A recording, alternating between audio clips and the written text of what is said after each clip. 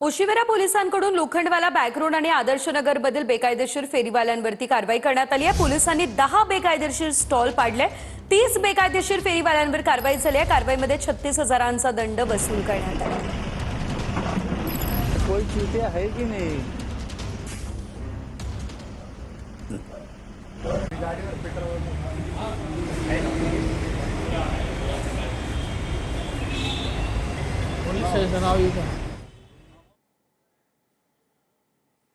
अहिल्यानगर जिल्ह्याच्या कोपरगाव तालुक्यातील सोनेवाडी ग्रामसभेत अनोखा ठराव संमत करण्यात आला। विधवा निराधार महिलांप्रमाणे निराधार विदुर पुरुषांना शासकीय अनुदान मिळावं असा ठराव संमत करण्यात आला। या ठरावाची प्रत शासकीय दरबारी सादर करण्याची जबाबदारी ग्रामपंचायत अधिकारी भानुदास दाभाडे यांनी घेतली आहे। पुरुषांना सुद्धा असं अनुदान आणि योजना शासनाने द्याव्यात अशी ग्रामस्थांची सर्वांची मागणी होती। त्यांनी ठराव मांडला। त्या ठरावामध्ये किशोर केशव जावळे यांनी जो ठराव मांडला आणि त्यांना अनुमोदन श्री संजय साहेबराव गुडगे यांनी अनुमोदन दिले। विधवा महिलांप्रमाणेच विदुर पुरुषांना देखील शासनाचं अनुदान मिळालं पाहिजे, कारण सरकार हे विधवा महिलांना जवळपास महिन्याला 1600 रुपये अनुदान देत असतं आणि त्या अनुषंगाने आमचे सरपंच असतील, उपसरपंच असतील, ज्यांनी ठराव मांडला ते असतील, यांनी सर्वांनी हा जो ठराव मांडला तो अतिशय चांगला ठराव आहे आणि याचा कुठेतरी पाठपुरावा शासन करील अशी मला या ठिकाणी अपेक्षा असते। संजय राऊत यांच्या वक्तव्यावर महाविकास आघाडीच्या बैठकीत निर्णय घेतला जाईल असं हर्षवर्धन सपकाळ म्हणाले।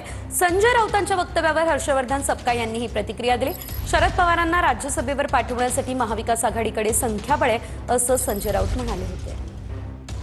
संजय राऊतांनी जे वक्तव्य केलं आहे ते महाविकास आघाडीच्या अनुषंगानं बैठकीत त्या संदर्भामध्ये निर्णय घेण्यात येईल। मुळात विषय शरद पवार साहेबांची इच्छा आहे का हा देखील प्रश्न त्यांनी जो उपस्थित केला होता।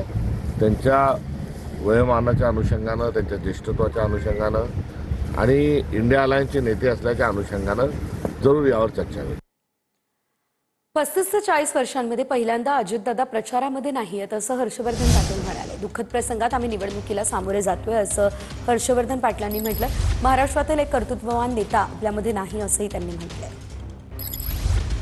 ही पहिली निवडणूक अशी आहे की गेल्या 35-40 वर्षामध्ये ह्या निवडणुकीच्या प्रचारामध्ये आणि मतदानाच्या प्रक्रियेमध्ये अजितदादा नाही आहेत आणि ते आता कायमचे नसणार आहेत आपल्याबरोबर। अतिशय जड अंतकरणानं एक महाराष्ट्रातला एक चांगला कर्तव्यवान नेता आज आपल्यात नाही आहे आणि त्यामुळे एका दुःखद प्रसंगामधून ह्या निवडणुकीला आम्ही सामोरे जातोय। एका बाजूला दादांच्या जाण्यानं जड अंतकरणानं सर्वांच्याच मध्ये दुःख निर्माण झालेलं आहे।